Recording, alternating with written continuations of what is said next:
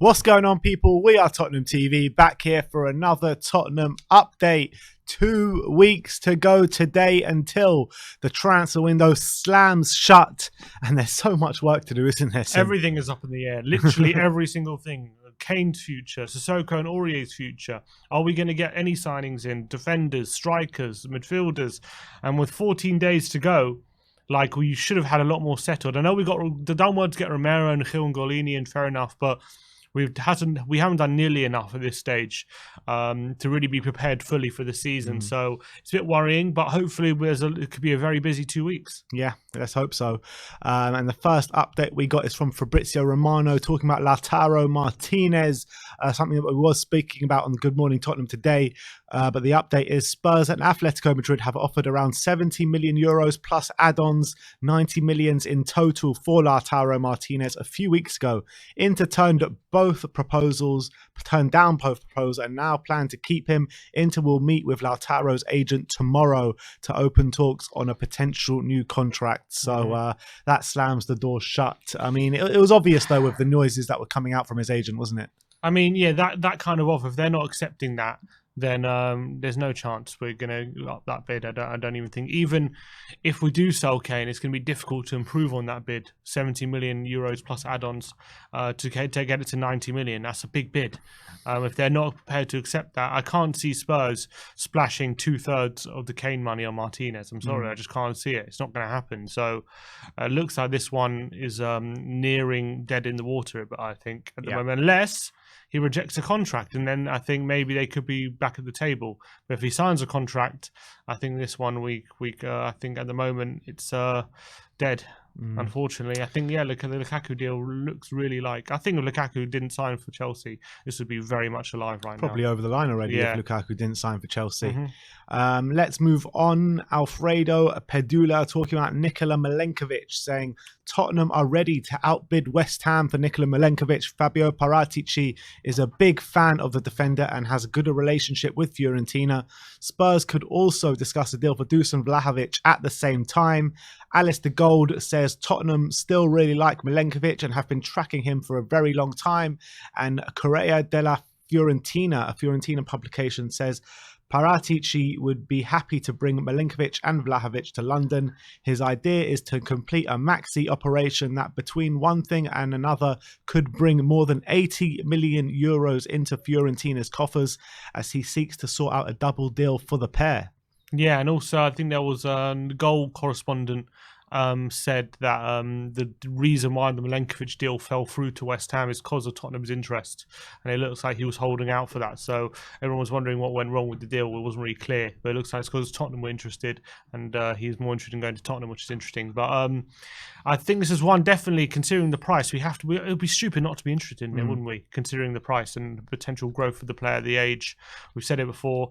Like, yes, we could go, but also obviously Pau Torres. We can go for someone like him. He's better than Milenkovic. We can't go for someone like him. I mean, we did, but as I'm saying, you can go with someone that ilk, but who's going to be very expensive. But I think it just from a hierarchy standpoint, Milenkovic represents a lot less of a risk and a lot better price. So I don't see why we wouldn't go for him. I think he's just a no-brainer. I think at this point, I completely agree. I think that I've said it many occasions now. I think he would be a really good partnership for Christian Romero. Really good competition as well for Sanchez and Dyer and everyone else and all the defenders in the squad. So Milenkovic would definitely be near the top of my list at the moment, especially for that price. And especially when you sign him, his price automatically doubles as soon as you sign him. So you're done 15 million euros. As soon as you get that on the dotted line, he's automatically worth 30. And if he has a poor season, sell him for 20, and you already have a profit. Yeah, you know what I mean. So yeah, I think it's a very very good deal if we can get that one over the line. And let's talk about his teammate Dusan Vlahovic now. Gianluca Longari has been talking. He says there have been no official offers for Dusan Vlahovic as of yet. Atletico Madrid have a total agreement with the players' camp, but Spurs are not out of the race. Fiorentina don't want to sell him, but a big offer could change their mind. And then Ali Gold says Dusan Vlahovic has now moved to the top of the food chain as Lautaro Martinez door is slowly closing and at the moment has fallen through. Vlahovic is now the one. However, Atletico Madrid really want him too. And there was conflicting rumours, weren't there, on of the Atletico Madrid deal. There were some people on Twitter claiming Matteo Moretti or Morata was saying that Atletico had agreed a deal, but he then denied, saying that Atletico agreed a deal. But Correo de la Sport do say they've agreed a deal, so they're certain about it. So there is some definite noise surrounding Vlahovic and Atletico, and if Tottenham are really going to get this move over the line, they need to put their skates on, because it looks like people are circling in on him and other clubs are interested. But I think, yeah, if we're not going to get Martinez or Vlahovic, if this one also misses the boat, it's going to be very difficult to see what Tottenham do from the striking department to replace Kane. Very, very difficult to see. And I think honestly, it's more and more likely, if we do sell Kane at this point, that we're going to move Son up front and go for a more goal-scoring winger kind of player. Because I think there's a lot more of them out there than there are strikers. Yeah. There are a lot more to find. So I think it's just too, at the moment, it's too difficult. Especially, I reckon we can get a backup striker easily.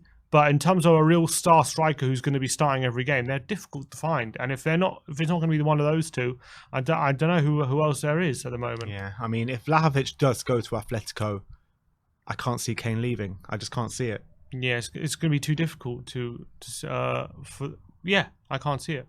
Let's move over to Sky Sports, talking about Harry Kane. And Harry Kane is back in Tottenham training with the first team this morning. First time he's joined up with the squad for a full training session since coming back from holiday. David Ornstein was talking this morning, and he says Manchester City are ready to pay a fixed £100 million plus 25 to 30 million pounds in add-ons for Harry Kane, but that's nowhere near Tottenham's valuation for the striker. It's reported Tottenham want between 150 to 160 million pounds for Kane, and Romano says Man City are still hoping to sign Kane, but Spurs' position has not changed whatsoever. I think if Ornstein's right and they're prepared to pay 100 million plus 25 or 30 million add-ons, I think that's a completely derisory offer at this stage. I think that's an offer where you just shut the door and you just say we're not selling. That should be that opening offer, you know what I mean? That should have been the offer a month ago. At this stage, with 2 weeks left of the season, that's not enough. That's not an acceptable offer by any means necessary. Maybe if you're thinking, 130 million fixed plus add-ons, or something, or 125 plus add-ons, and then there's something to start from. But 100 million fixed plus add-ons, when Lukaku just went for 100 million, Ben White's going 50 million. I'm sorry, for the best striker, Jack Grealish went for 100 million. That's a nonsense deal. Nonsense offer. The best striker in Europe should get the price for the best striker in Europe. That's how much he costs. And I think we see now, apparently Kane is making himself available for selection on Thursday because he believes there's a chance the deal might go through and he wants to start to reintegrate if that's the case. So unless Man City really get a move on and stump up the cash, I think it's looking more and more likely that he could end up staying at Tottenham. Yeah, it's starting to feel that way a little bit. But let's move on. Patrick Bamford. This one's from Fabrizio Romano. And he says Patrick Bamford is one of the names on Tottenham Hotspur's list of potential striker signings, but Leeds have no intention of selling. I mean, not for me, man. No, not for me. Not only do I think he had 2 great years at Leeds, won the Championship, won the Premier League. So you got to respect that. 17 goals, I believe, last season in the Premier League. So he had a great year. I just don't believe he's the right player to fit what Tottenham need. And I also think we're going to be forced to overpay for him as well if we are going to go massively for him. And he's not worth what Leeds are going to be asking. He'll be worth that to Leeds. He's not going to be worth that to us. And I think they're a much better value to get. If we were to pay for him, the max I would pay for him is like 10 million, literally. 10? Yeah. Oh no, I'd pay like 15. Okay, fine, 15. I'd pay 15. I wouldn't. 20 million. I think there's better value. I think there's better value across Europe. Oderson Edouard for me would be a better value at 25, 30 than he would be at 15. Yeah, so Bamford, as well as he's done, I think he's got a good fit thing going at Leeds. I think he's a good fit for that club. I just think if he came to Tottenham, I don't know if he's ready for that step up. I don't believe that he has the ability to be leading striker at Tottenham, and he was going to come with the belief that he would be, and I just think he would be a flop. I just have a feeling he'd be a flop. I completely agree. Next up, we're going to be talking about Houssem Aouar, a name that just won't go away this summer.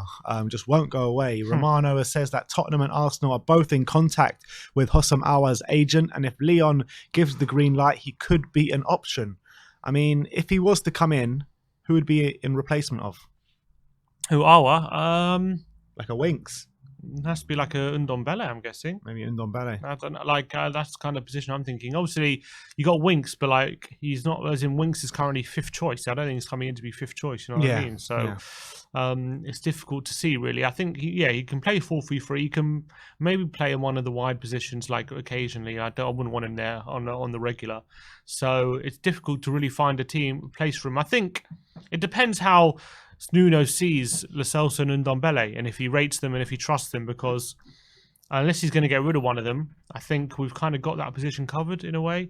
And it depends. If he wants to get rid of Ndombele, bring him in, then fine. I mean, look, I'm not. Again, he's a quality player, so I don't want to say no to him. I don't want to be like, if we have an opportunity to sign him, not sign him. But I just feel like, why, when we have Ndombele and Lo Celso, do we really need him right now? And Delhi as well, for that matter. Yeah, it's true. It's true. But if we are getting rid of Sissoko and Winks, probably don't look to bring in someone like Hosamawa, do you? Probably you want someone to add a bit more steel. You got the creation. And look, the only way is if you doesn't trust Lo Celso and Ndombele and Delhi for creation and use them for other roles. Well, I think there is something brewing there with Ndombele, though, it seems as though. Clearly, but whether we can get rid of him or anything, well, I don't want to see Ndombele be, not sold and then out of the squad or something like that. That'll be horrific. That'll be terrible. So I wouldn't want that situation to happen. He'll be the highest earner outright if Kane leaves at 200 grand a week. Crazy. Well, Son now, I think, as well. With the new contract, Son's probably on parity with that, isn't he? Yeah. So I mean, and to him not to be used, that would cause not only eyebrows from outside but inside. Surely it would also cause eyebrows. All right, let's move over to the last bit of news we've got for you today, and this is about Nandez of Cagliari. I don't know if I've pronounced that right, but that's what you're going to get from me today. I think the surname, you're right. And Sky Italy say Tottenham are close to making a €30 million bid for Nandez. The offer will be a €10 million paid loan with a purchase obligation for €20 million. Sky Sports Lyle says Tottenham have made an approach to sign Cagliari's versatile Uruguayan international. Romano says Tottenham have approached Cagliari for Nandez. As revealed yesterday, he is in Spurs' list of potential new signings, but there is no official bid yet. Tottenham will decide soon whether to sign Nandez or not.